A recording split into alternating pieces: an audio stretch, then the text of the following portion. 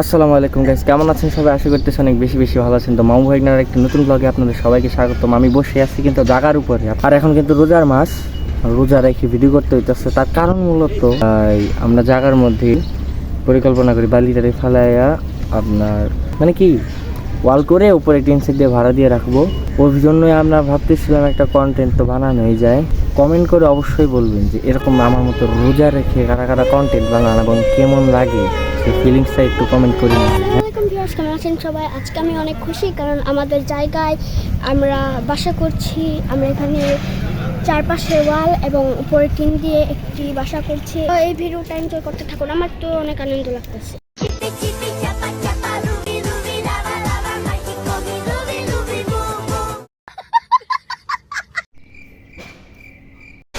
अरे कौन भौंक रहा है ये बदतमीज निकलो।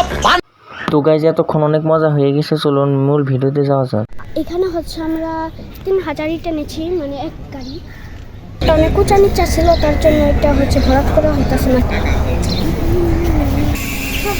কালকে আমরা এখানে মোটর গাড়ি পিপল পাম্প জায়গার নিচে অনেক পানি ছিল, তো তাই মাটি খুঁড়তে হতে মাছ বেরিয়ে। মহিব কিন্তু একটা কাজের জন্য দৌড় দিয়েছে, আপনার দেখতে পাইতেছেন, মেনলি বালতি আনার জন্য।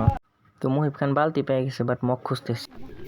তো মহিব খান বালতি নিয়ে ঘুরতেছে, কারণ মগটা পাইতেছে না, তাই না? হ্যাঁ, মগ ছাদে, ওর সাথে তালা। তো অবশেষে মগ পাইলাম।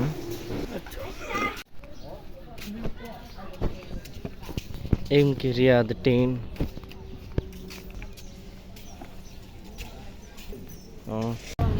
তো গাইস এখানে হচ্ছে নেওয়ার কথা হচ্ছে।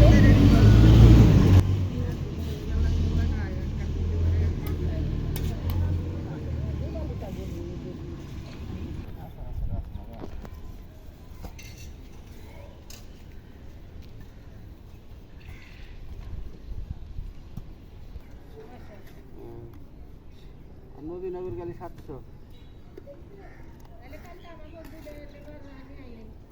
আচ্ছা হ্যাঁ,